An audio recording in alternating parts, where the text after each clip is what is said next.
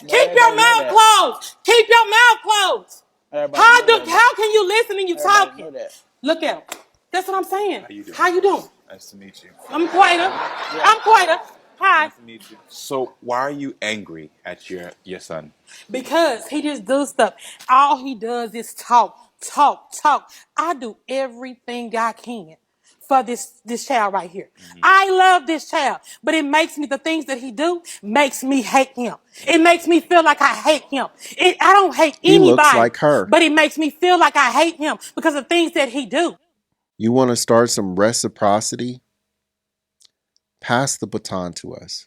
Let us lead our children into the future. You have a place in that future too. We're not telling you we're going to leave you. We're not telling you that you don't have a role.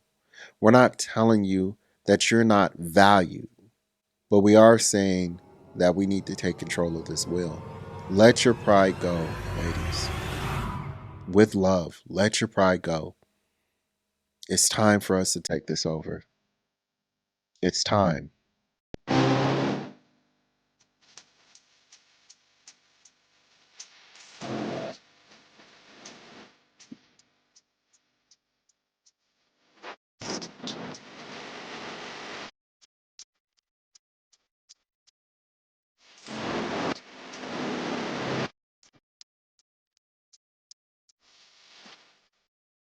All right, listen, ladies, there's no easy way to say this, so I'm just going to come out and say this. And this is specifically to the black women. And I say this with no malicious intent or any ulterior motives. But with that being said, ladies, it's time for you to step out the way and allow these black men to lead. Because you're hurting us. And when I say us, I'm not talking about the men. I'm speaking specifically about the community and the kids. I say this with love, but it is time for you to put your pride to the side, divorce the government, and allow these black men to lead you.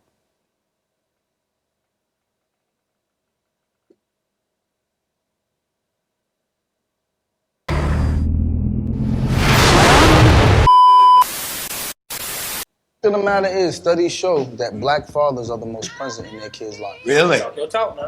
Amongst all demographics. Wow. On top of that, single fathers have a higher graduation rate and lower incarceration rate than single moms and dual family households combined. That is a fact. So if you were raised in a house, so you know. So then with those stats really being relevant now, where is this myth still continuing to come from, you think? Narratives. Think about it, right? We all watch TV. Right. Everything that we consume comes from either through a phone, TV, or film, right? There are people who have agendas, right? And part of that agenda is creating a separation between men and women in our communities. It's always been that way. It is a fact. We can't act like it's not the case. It is the case. The easiest way to disturb the distribution of black wealth from generation to generation is to eliminate the nuclear family. How do you eliminate the nuclear family? You take the father out the home. Yes. So if you want to show a race of people, right, who are dysfunctional, you constantly show them on TV in one way. Absolutely. And women are easier to manipulate, control, and sell things to as well. You can also sell a narrative to them. And that's what's been going on for the last 60 to 70 years now. Okay, look, we're not saying that black men are perfect. We are far from perfect. But what we are saying is statistically, it shows that we do a better job at raising kids. It shows that when fathers are in the household, and I'm a product of a father being in the household, and not a perfect father at that, but a damn good father, that even when fathers have issues, there is still a better product, a better outcome for that child. Statistics prove it. If it was the other way around, I would be happy to say otherwise because it still benefits me. I'm still winning from it either way. But let's keep going. Report, the Centers for Disease Control in 2023 released the fertility statistics by way of the National Center for Health and Statistics. They stated that the data collected between 2015 and 2019 showed that 61% of black women aged 15 to 49 had a child, with 39% never birthing any. And only 46%, Wow. let me say that again, 46% of black men ever fathered children. And 54% of black men have never fathered children. But when I tell you Wow. that, an educated black man, mind you, now all of a sudden the CDC is biased towards black men and statistics don't matter. You see how that works? And let's not forget the pushback that the black men get for being the most involved fathers. This white man feels comfortable asking why so many black children are left up for adoption. I got a question. Why are there so many black children that need to be adopted? Because I promise you that he's either listened to black women on social media spread this false narrative of black fathers being deadbeats, or he's actually looked up the statistic of 70% black children being born out of wedlock. So let me educate both groups, since white men and black women tend to share some of the same white supremacist talking points. According to the same CDC report, and during the same 4-year time span, black women birthed 1 million more children than black men had fathered, which means that they are procreating with the same small minority of black men and having children out of wedlock, mind you, with other races of men. Oh, and that 70%, that children out of wedlock statistic, it's actually true. But the percentage doesn't simply apply to black men and women procreating with each other, you dummies. The statistic represents the children that black women have birthed out of wedlock with all races of men, because currently about 40% of black people live in households headed by married couples. 31% have a sole female householder, and 5% have a black man as the sole head of the household. I know. It's hard to believe that black men aren't deadbeats, right? Especially when the National Library of Medicine published a 2018 study titled, actually, Race, Ethnicity, Differences, and Non-Resident Fathers' Involvement After a Non-Marital Birth. They actually reported that mothers of black men's children echoed the most involved statistics, saying that black men shared responsibilities more frequently and displayed more effective co-parenting than Hispanic and white fathers. I love Media Man. Look, check this out. What he's basically saying is what all men have been hearing, and I know that was a lot of statistics, but let me break it down for you, simplified here. What he is essentially saying is that the majority of men are not fathering these children out here, okay? And he's also saying that the majority of women that are having these kids out of wedlock, they're not only having them with a small portion of black men, but they're also having these children with other races of men, which actually brings their rate of birth up and actually brings black men's rate of birth down. So the majority of men, as far as black men are concerned, I think he said somewhere around the 60 percentile are actually, I think he was saying, are in the children's life. And I think it was somewhere in the range of like 43 or 44% of black men that just didn't have any babies at all. So that leaves a very small portion of black men that you guys are having these kids with. And it is really the subject to stand that, I mean, you ladies, you're sleeping with the same men. And I know it's hard for you to grasp that truth, but just think of it like this. Think of it as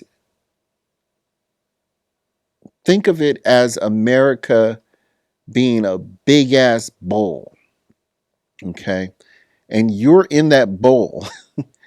But you never get the opportunity to go to these different sections of this bowl. And you only mess around with the people who are in your area. Okay? Now, these women that are in your area too are messing with these same guys because they're attracted to them. The other men they don't see. So, regardless of whether you're trying to sleep with these men that other women are sleeping with, regardless if you not know that these other men are sleeping with these women, Regardless if you have any idea it's happening, it's happening. It's not even a situation sometimes where you're trying to do it. It could be a situation where you actually sleep with the man, you're in a relationship with them, and then you break up. That's normally how it happens. Once you break up, what do you think he's going to do? He's going to go with the next person. Once he goes with the next person, he's going to sleep with that person. They may birth another kid. How many situations have you experienced where you are with a man, ladies, I'm speaking specifically to black men, and you date a man and then you actually skate off and you don't have a kid, but then you find out maybe like 5-6 years later, maybe even sooner than that, that this man that you were with actually has a child now. He's that 18 to 19 percentile that we're talking about. So even though there wasn't any overlapping where you guys were sleeping with the same man, that doesn't mean that you still weren't sleeping with the same man.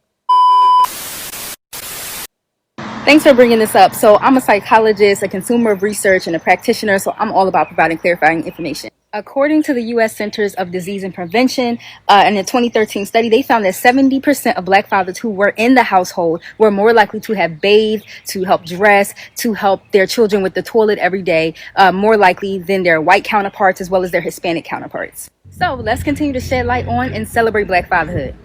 Happy Father's Day. I say this all the time. Black men are more egalitarian.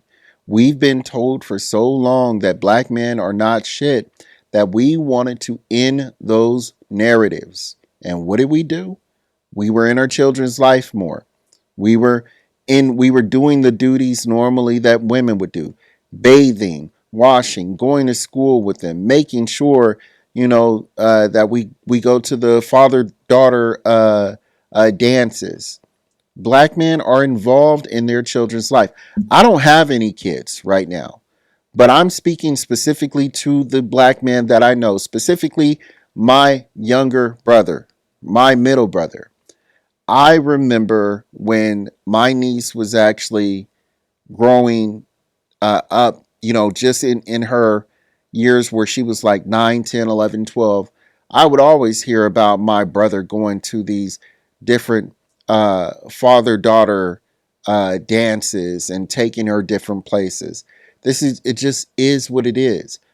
Like, ladies, I know you would like to paint the narrative that you are the strong mother, but that is just, I'm not saying that you're not a strong mother, but the reality is that you don't need to be.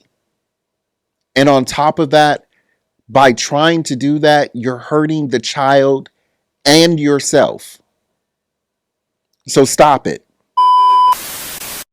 Days, statistically, black men are the most involved fathers in the United States, bro. That's a fact. Like more of us are going to school. We making the most money we've ever made. More of us are going to therapy, bro.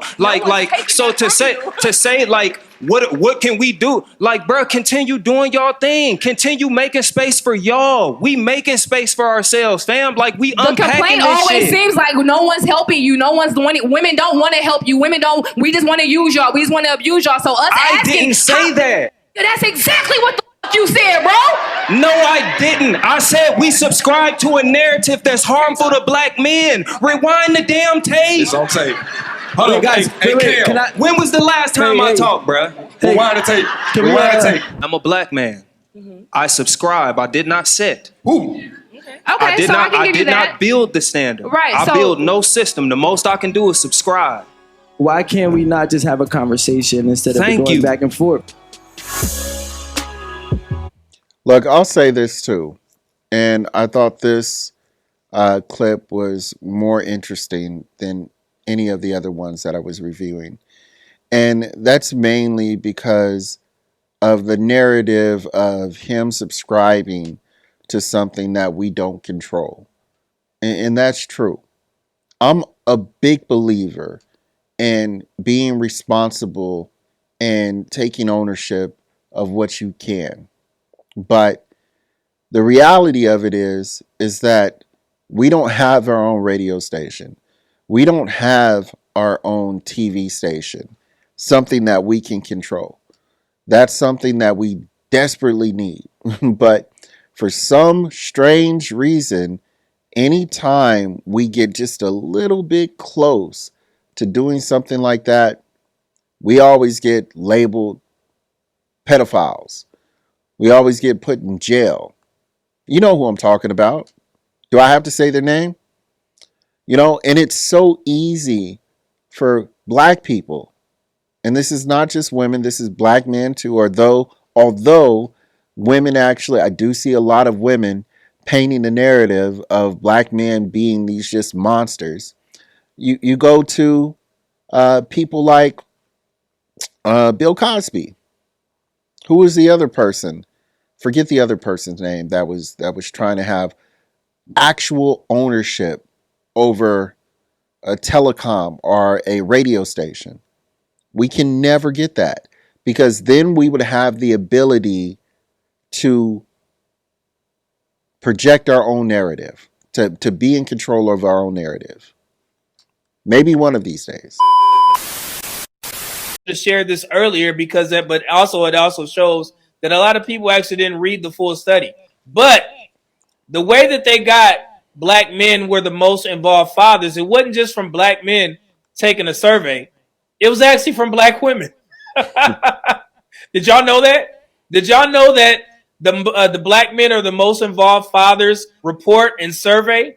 It actually came from black women. You guys think I'm lying? Let me show you something real quick. Look who co-signed that survey. So this is from Legacy.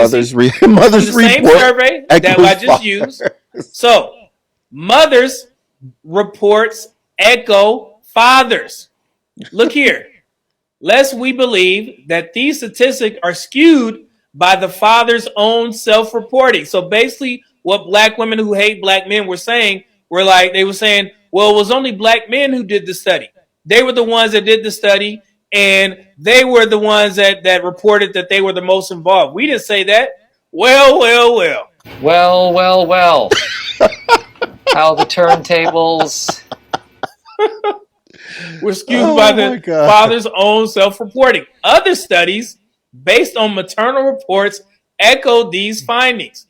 In a 2008 survey of low-income mothers, researchers found that non-resident white fathers were less involved with their children than African American and Latino fathers. You see that 2018? That is the exact study that quoted black men are the most involved fathers. In a 2018 study of non-marital births, mothers reported that black fathers shared responsibilities more frequently and displayed more effective co-parenting than Hispanic and white fathers. So it was not black men. Look, I'm going to go ahead and stop it right here because I have a great analogy of this. There's a video circulating on YouTube, and you can go ahead and find it by this description I'm about to give you. There was a football coach, and the football coach had this drill that he had his team running.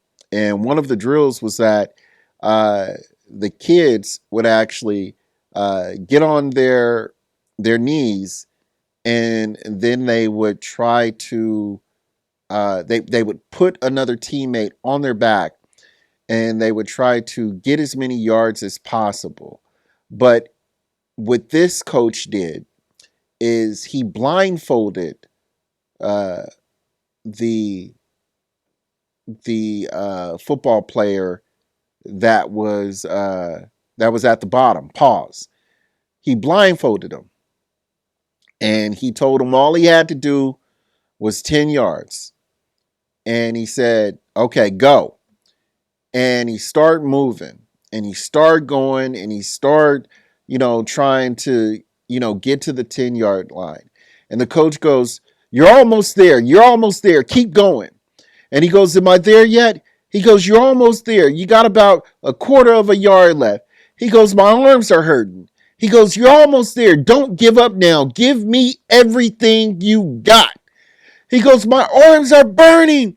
They're burning." He goes, "Don't give up on me now. You got a little bit longer to go. He goes, okay, okay, okay. He keeps going. He says, I want everything you got. At the end of it, the boy falls to the ground. He takes his blindfold off and he realizes that he pulled or carried that boy all the way into the fucking end zone. From the 50-yard line all the way to the end zone. And the point I'm trying to make with this is black men have been ostracized for so long.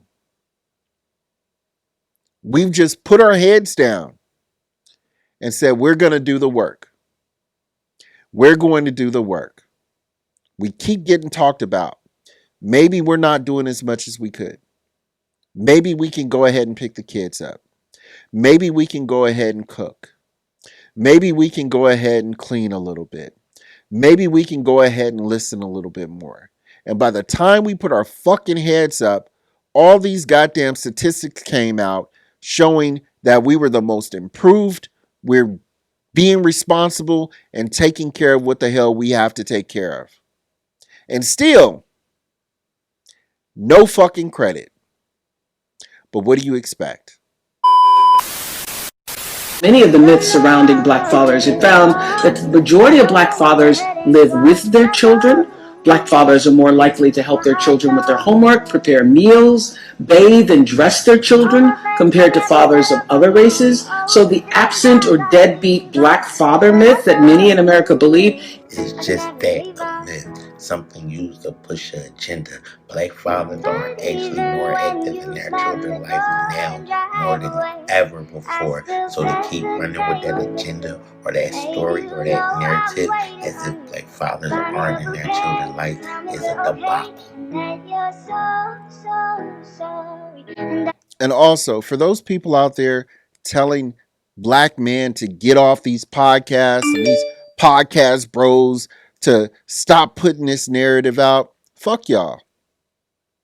We're going to keep putting this stuff out because people need to know that black men are in their children's life. We're not bums. We're taking care of what the hell we're supposed to do. The only problem that I see is that women, black women particularly, and not all, I have to say that because there are good black women out there. I'm not going to sit here and say that there's not. But black women are finally understanding what it feels like. What it feels like to be ostracized, to be demonized in the public. They are finally feeling the fire. And they want it to stop. They want it to stop so bad. But here's the thing about that. Even though you do the work to get that stigmatism off of you, it takes a couple of years to come off. It took us way longer than a couple of years as far as men. But I have a feeling that society is going to be a lot more lenient on the black women. So don't worry. I feel like you only got a couple of more years of this. Not generations like we had to deal with. Go figure. But maybe in this time, maybe, just maybe, you won't be so quick to ostracize the men that you share your bed with. Black men, they just need to lead and this, that, and the other. Y'all don't want them to lead. You don't want them to lead. What a lot of y'all want, this is what I read between the lines on these forums. You want a man that you want to tell him how to lead you. Yep. Well, you're telling a man how to lead you from a woman's point of view. Because what you really want, and I've said this before, y'all be wanting weak, beta, limp-wristed men that y'all can control. Yep. And when you can't control them, you call them sassy. And like I said, you don't really like women. You just admit you like men, or you're broke. Yep. Y'all have 1,001 reasons why you can't be led. And another thing that I want to say is y'all won't hold the women who talk out of both sides of their mouths, y'all won't hold them accountable. Y'all I'm too in the afraid to. minority because when I open my mouth to call the attention to it, I get called to pick me. I get attacked. I had this witch tell me, and of course, it's always somebody that's hiding behind a fake name, possibly, Always. and a fake picture. And I have a strong suspicion that this woman is a divester that attacked me one day. I didn't put her on block, but I just don't respond to her. But she told me, you're one of those types of women that get DV'd by men. All I said was something to the tune of, ladies, get married first, then bring forth your children. You know, be What's wrong with that? pro nuclear family. I was calm. I wasn't angry or anything. This woman, every single day, her posts are nothing but male hatred.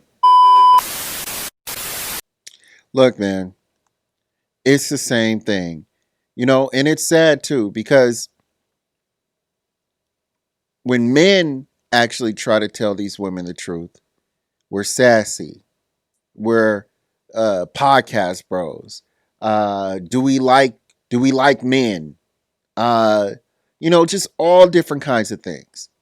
It's always what did Kevin Samuel say? Shame, insults, and guilt, and the need to be right. So they start off with insults, okay? Are actually shame and then insults. But they also do it to the women too. They do it to the women. So it just goes to show you, now we know what your playbook is. And because we know what your playbook is, it really doesn't affect us anymore. We see it for what it is. And now that we know what it is, we're just like, ah.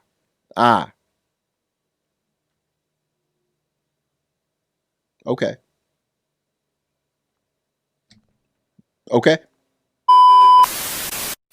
Black women do not care about black men, okay? Black women, unfortunately, sis, and I know y'all coming to beat me up, and I ain't talking about all us, but I'm talking about the majority. They don't even care about their children.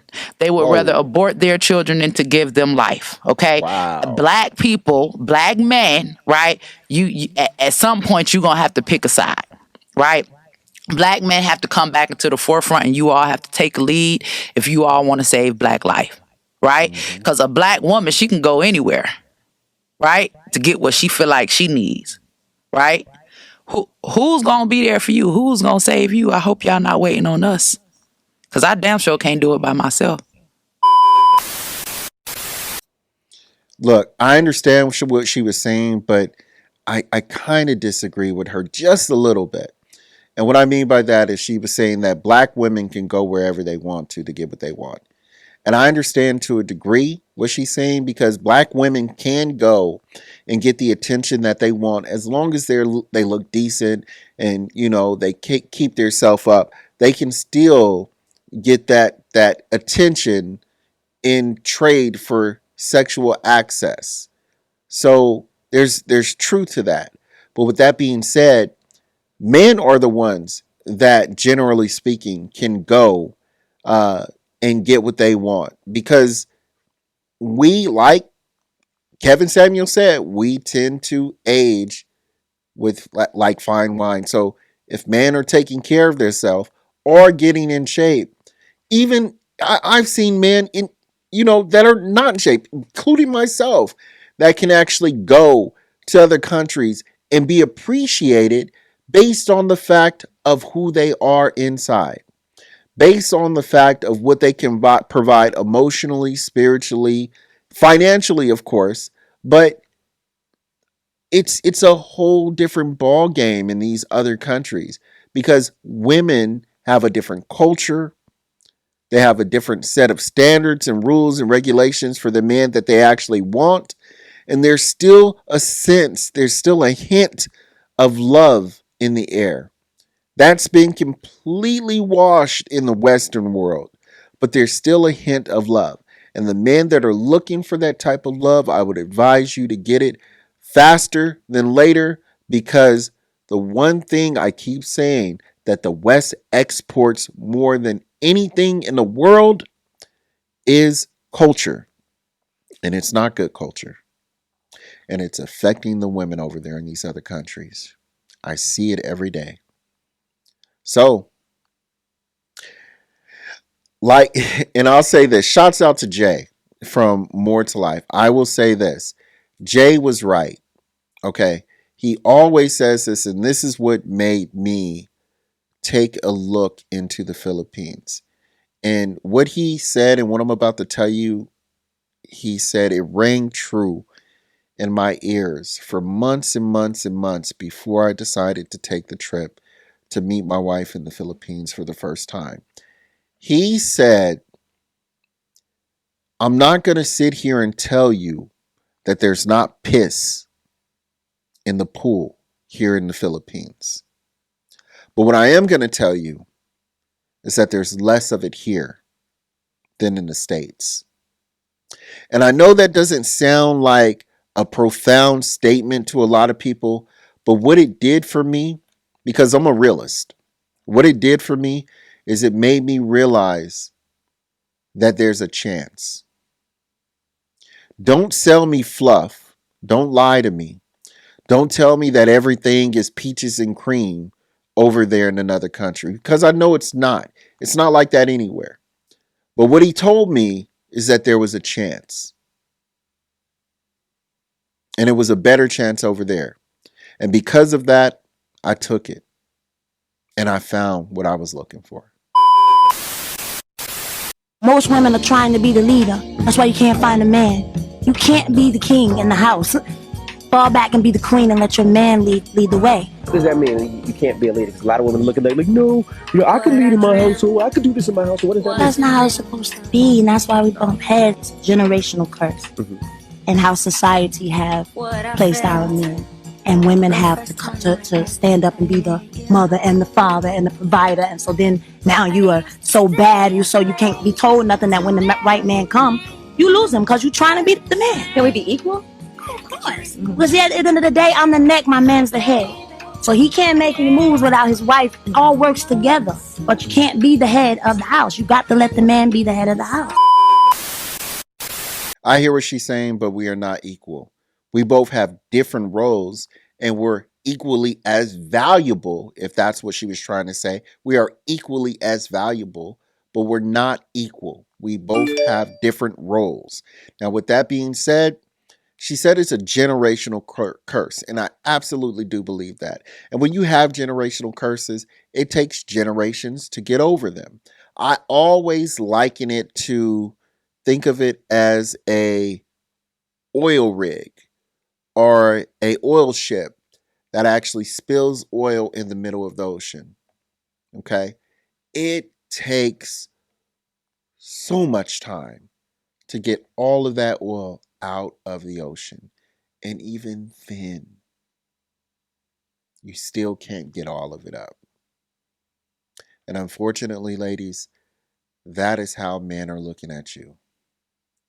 We know that there are some women that are going to clean up, but we know that there's still going to be piss in the water. There's the king and the queen, right? Yes. Which one's higher? The queen. Amen. So what happens in the game of chess if the queen dies or gets taken off the board? What happens? The game is over if the queen gets taken off? It's not okay. Technically, it's not over with. Incorrect. I don't know how to play chess. It's not over with because the king can still move without the queen. See, yes. But the queen cannot move without the king. That means you have to stop it. Yes, sir. So the queen is the tool of the king. Some people get confused and they think that the queen is the most important because she can move so far, she can do so much. Because the king just hangs back. He ain't got to do nothing. Why? Because he's the boss. And when does the game end? When the king dies. So who's the most important? The king. And you guys get confused because the queen is doing all of this. That's a beautiful thing. Put baby girl to work. Who's really in power? The one who runs the Taco Bell, or the one who's working in the Taco Bell, sweating and slaving away and running around? The queen has all of that capability to serve. This is such a reality and such a picture perfect depiction of life and how the way it works, because the woman has the ability to access so many different doors just because she is a woman. Now, just because the king himself can only move one space at a time doesn't mean that he is invaluable.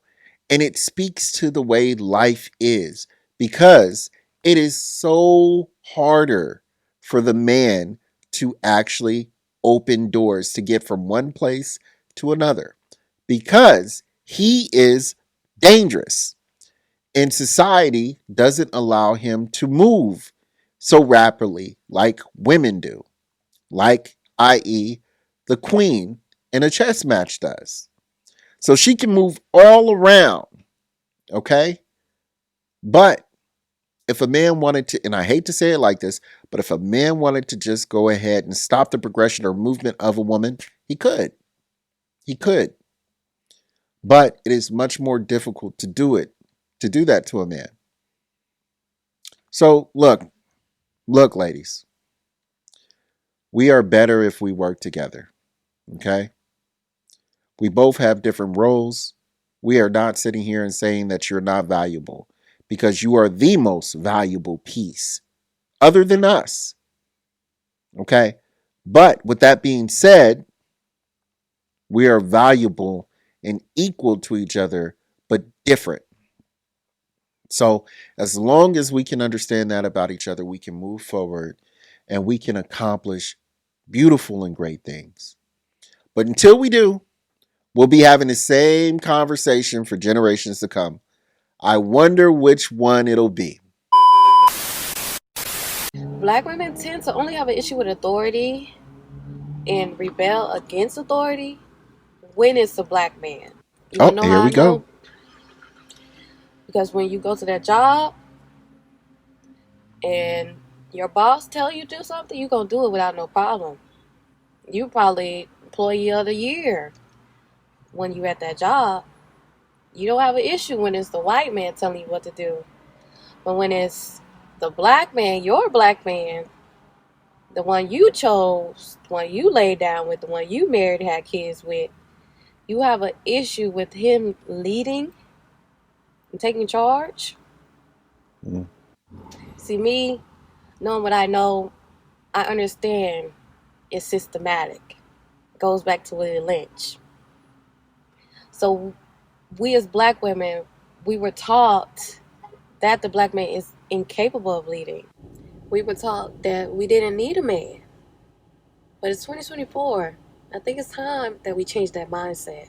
Because I understand that most black men did not have a proper example of a father figure, of a man leading the household growing up. So they're really just trying to find their way, just like the rest of us. But if you have a trying man, give that man some grace. I think there's some truth to that, because the men that didn't have those fathers in their household, I think they do struggle. Absolutely. I think men like myself who actually had fathers in their life, they have a more clear depiction of what their roles are as men. And I think that those particular women out there don't want those particular men because they know how to lead. And if a man knows how to lead a woman that doesn't want to be led, she's going to be repelled, completely repelled, because it's off putting to her, because it's not something that she's ever experienced, nor does she want to experience. You know, it's funny that she was talking about the Willie Lynch letter. And it was funny to me that she was talking about how a woman can go to work and she can be submissive essentially to her boss, because her boss is paying her bills. Her boss is the one that is writing the check. But in that same token, that man is the one that gave you his seed. That man is the one that is taking care of 65 to 75% of the bills. That man is the one that is fixing or taking care of whatever your needs are. That man is the one that is sleeping in the bed with you every day. He is the one that is going to fight off an intruder and die if he so needs to. But you would rather give your submissiveness to the man that writes the check instead of the man that will stand in front of a bullet to save your life. Cannot allow a man to lead you and then control how he leads you. It don't work like that. That's not how that works. You literally have to trust his leadership. You have to trust that the decisions that he's going to make are going to be beneficial for you, beneficial if you guys have children. It's going to work for everybody. Okay? However, he's not going to be perfect. There are some things that he's going to do wrong. There are some mistakes that he's going to make. So are you. But you have to be willing to try and trust. That's it. Look, I think this is funny. I really do. Because over the generations where the women have had the control, have literally had control of the steering wheel, we know that the women have not done everything right. We can literally see it in the statistics. We can see the errors of the woman's ways. We see it. It's shown in the data. Okay. But when men are in control, we have to do everything perfectly. If we fuck up and do one single thing wrong, we are going to hear about it. We are going to hear about it. Why is it like that? Why is it that you can do no wrong, but the moment we make a mistake, we got to be all type of assholes. We have to be all type of dumbasses. Why is it like that? Look, I say this all the time. Women tend to ask me when I'm doing panels, where does a woman's control or where does a woman's authority come in? And I tell her, in the beginning of the dating process, you have all of the control. And she goes, well, I don't understand that. And I go, well, at that point, you are vetting that man to be your leader. If you do not qualify or identify him as a leader, then get the fuck on. If you don't see him as a leader, why are you even wasting your time? There are things that we can look over because we know that as human beings, we are not perfect, right?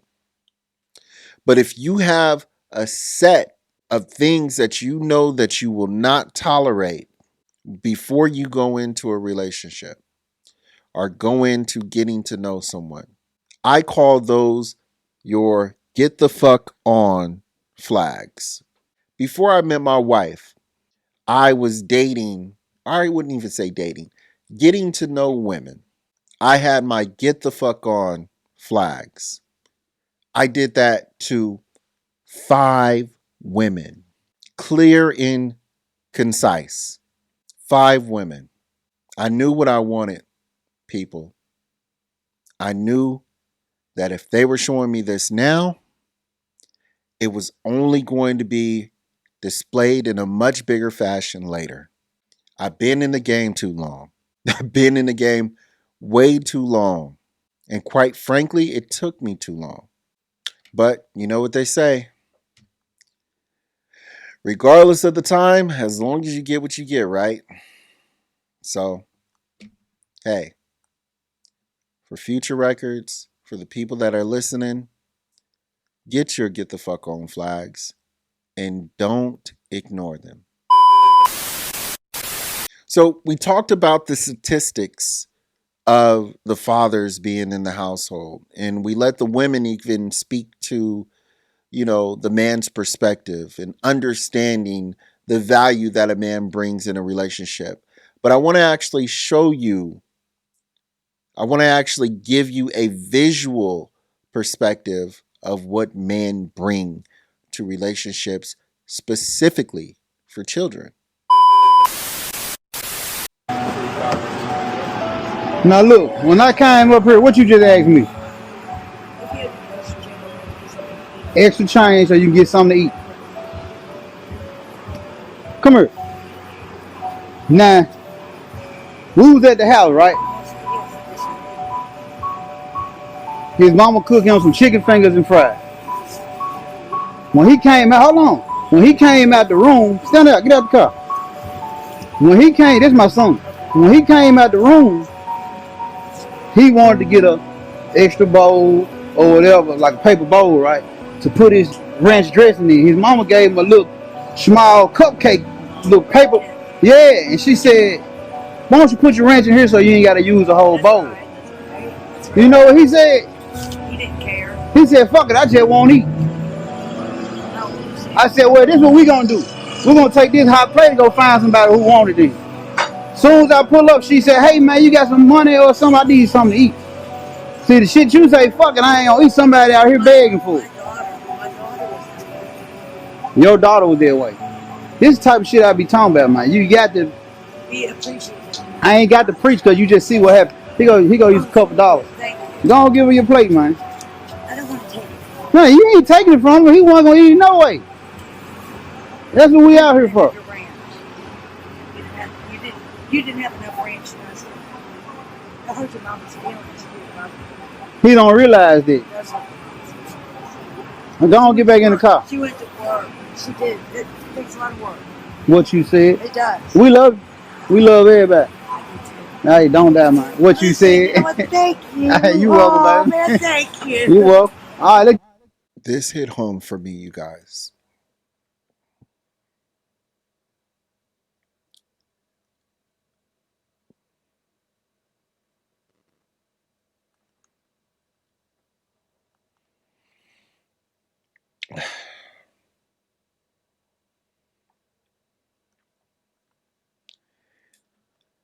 This hit home for me.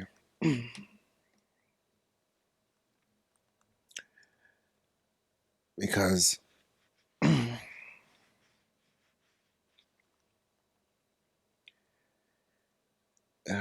because my father,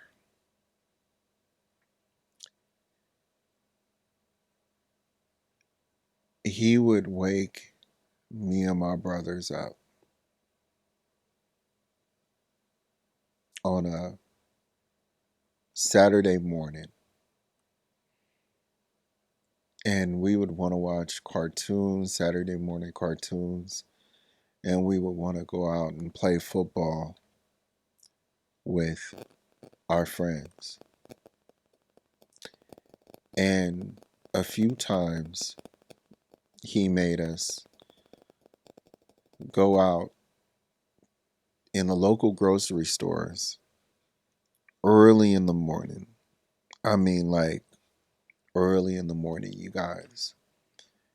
And he would have us pushing shopping carts in these grocery store parking lots, picking up cans. And he would sit in his car and watch us pick up these cans and bottles in these grocery store parking lots. And he would say to me and my brothers, if you don't do what you're supposed to do now, this is where you will be. No one is coming to help you. No one.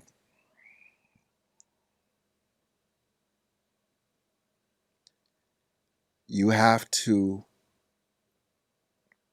figure it out on your own.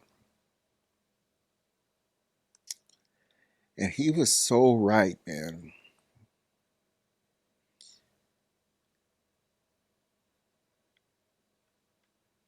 In my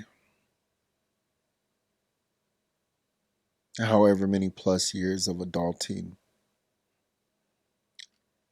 that has stuck with me the most.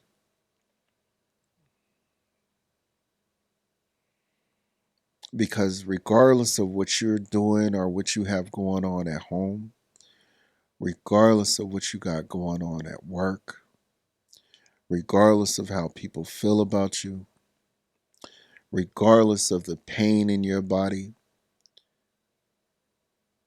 you still got to get out there and make it happen. And I see a lot of my friends, previous people that I used to kick it with, and they say, oh, you had your dad in your life. You had your mom in your life. Yes, I'm thankful for that. But my dad wasn't given shit. He wasn't giving shit to us.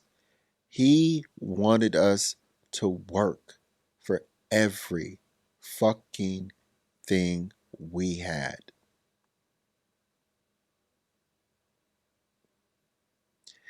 And my friends, the people who were around me, I thought, and my dad did too, that being around us and him would rub off onto them. And I hope it did. He never asked for nothing. Some people didn't like it. Some people thought he was an asshole the way he raised us. At the time, I thought he was. But as I got older, I grew a deep bond and an understanding with my father. And I see a lot of people who had fathers in their life who wanted to give them that discipline, but they had been so divided and separated from that man in their life that they couldn't even receive it because they didn't know how to. I don't have nothing else to say. Let's go on to the next clip, man. Push up position. Get on top of your father. You're a lot heavier than you were at 9 years old. But he still has to push you now because you're not doing your part. So he's doing good now, right, Karen? Yes, sir. How long do you think a father can keep doing it with all his responsibilities? Let's put life in this picture. He works, married. You're making his life a lot harder because he's worried about you because you're acting silly in school, getting suspended. Keep going, Kev. Try to fight through. This is what he does for you, but he can only do so much. It's crushing your father. The way you can help, live up to your potential. When I say Zeus, your father's going to push up, but you already know he's weak. You're going to have to push up at the same time to help. Zeus! See how you help it? Zeus! Zeus! Down.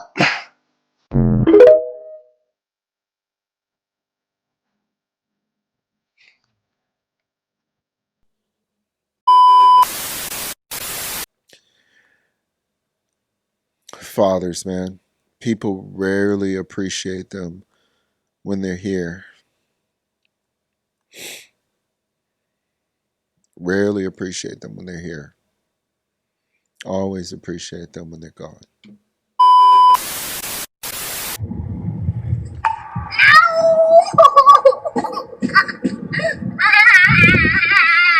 Pick your head up. Pick your bat up.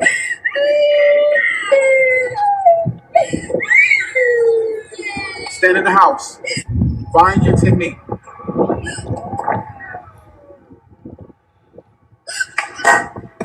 Do it again.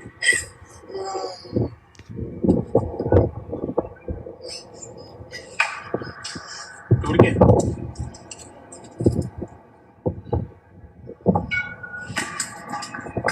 Find your piece. You think anybody cares that it hurts? Nobody cares. Who cares?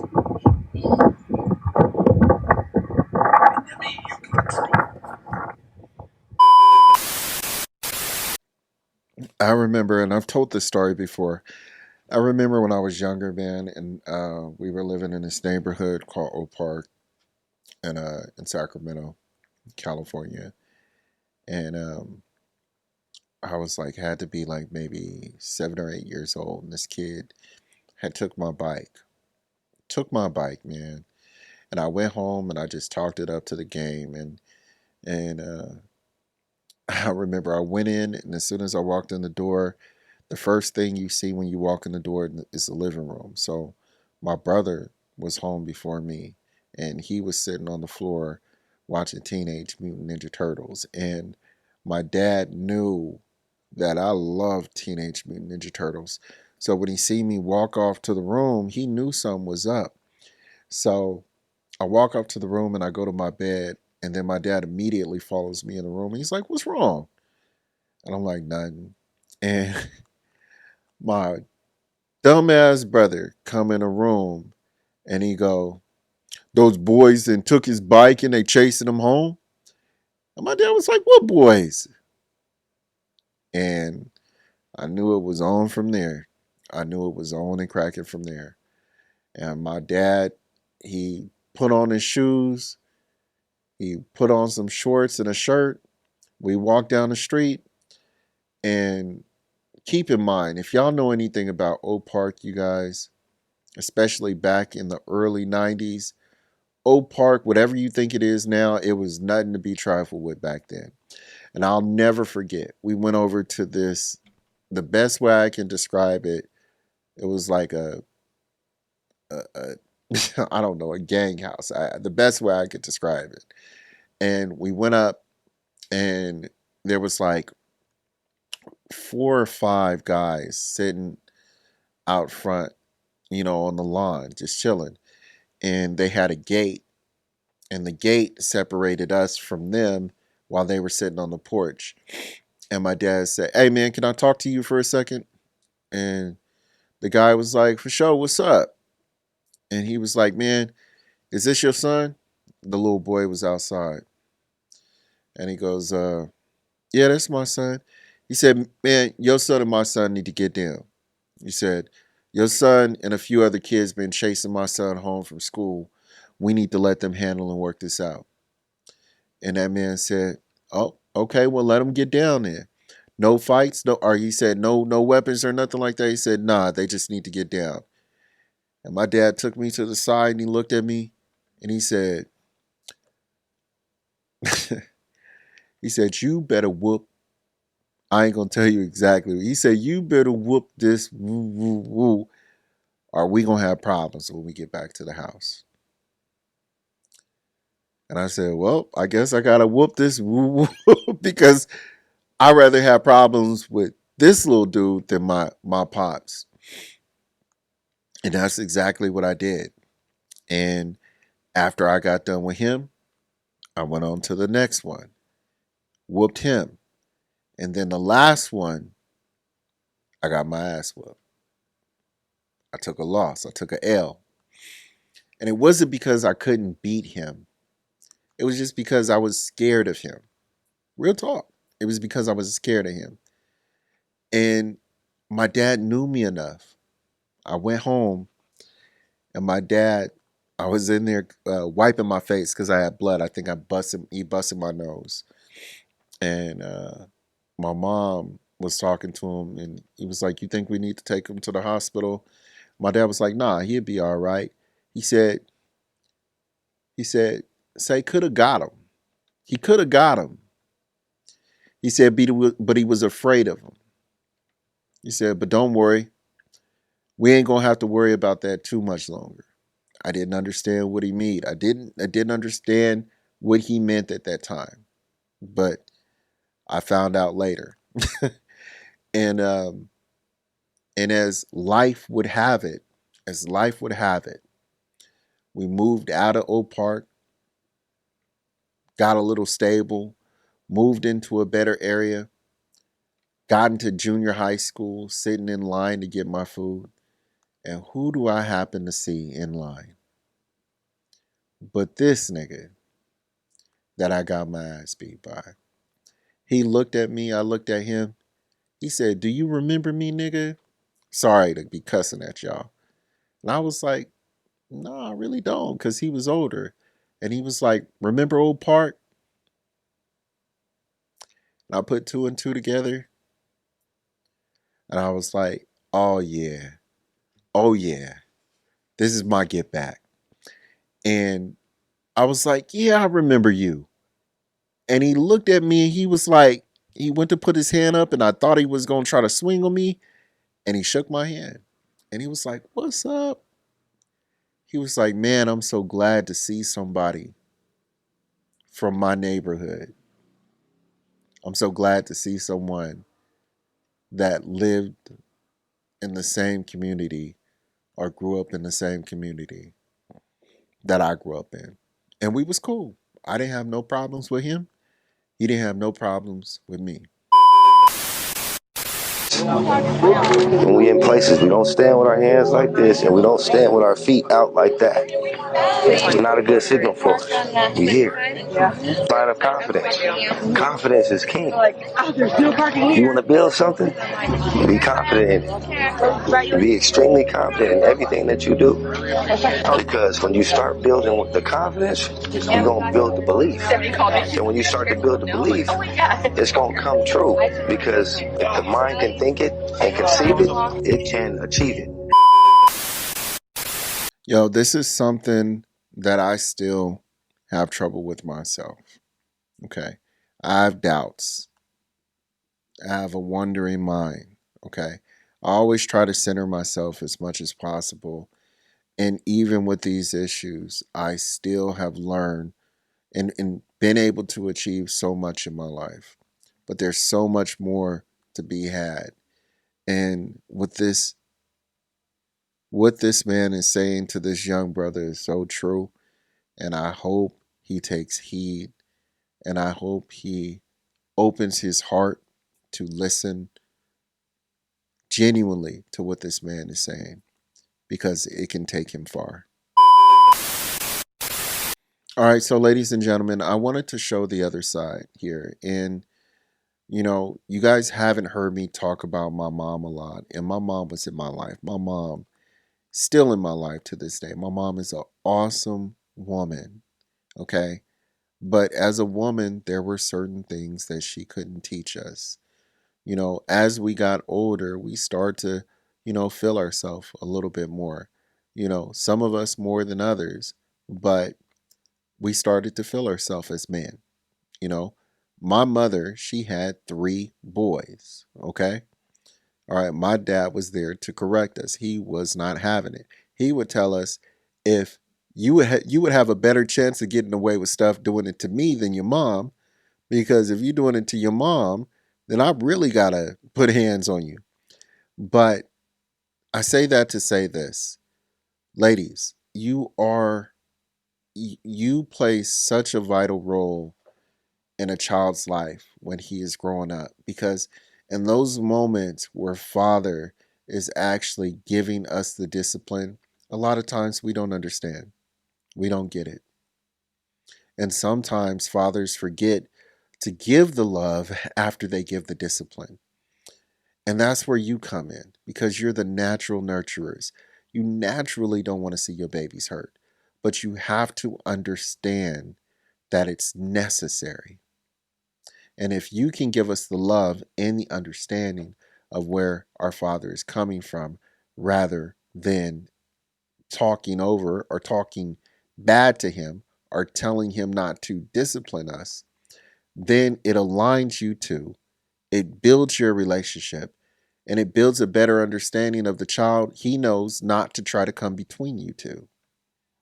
So I say that because when single mothers are out there and they're doing it all on their own, it's all coming from a more emotional standpoint. And I've seen this dating women who have children. I've seen this many times on when they try to discipline, they usually like bulk up and get like really emotional and loud and start yelling, and getting all crazy. And a man, the way he disciplines, it's a lot different. He doesn't really have to get loud. He can be very methodical about the way he disciplines and the way he approaches things. After a while, a little boy will get older and he'll stop listening to the yelling. But if a man gets in his face and the man is very methodical in telling him what's going to happen, how it's going to happen, not worried about the situation, not yelling, but it's just a matter of fact, he's going to receive and listen to that more than yelling. So let's go ahead and play this, man. I talk too much. Let's go ahead and play this. This is, it says, tell me you think you failed as a mother without saying I failed as a mother. So let's just play this one a little bit.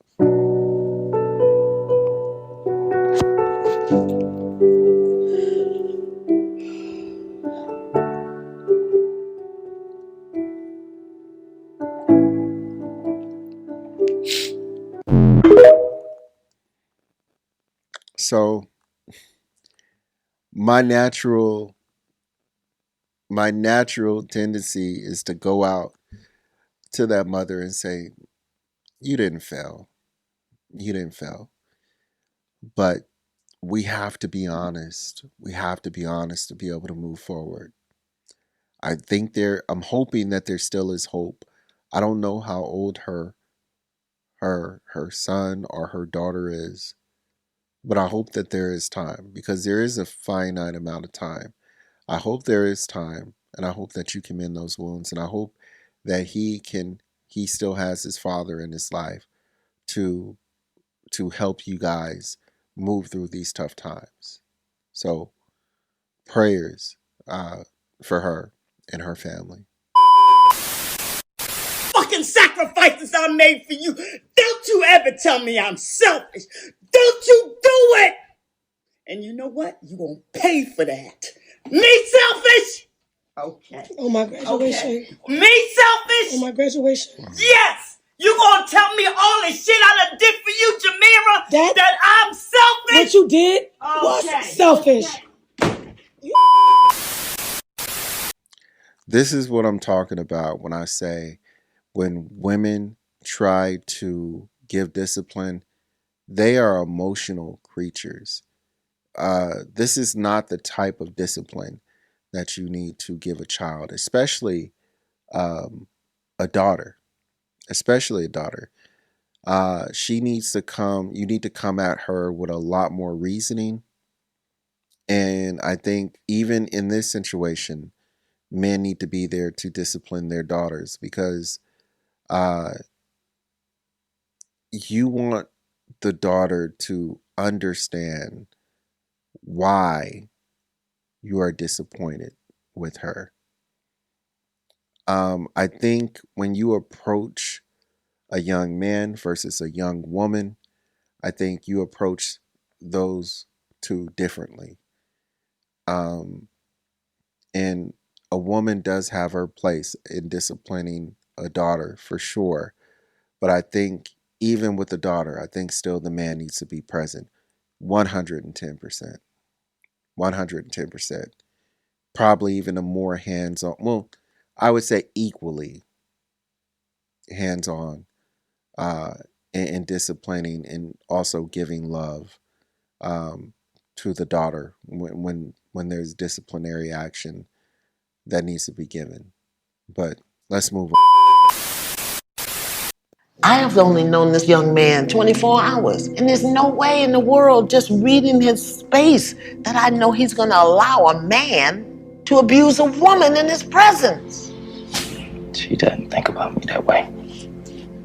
She doesn't. Well, because I then just you saw don't him need playing to be basketball and going on dates so together. what? Mind your business. You say that you don't see the man that your son is, so I'm asking you, since this is not a demonstration of a man, you need to tell me what man you're using to measure him with.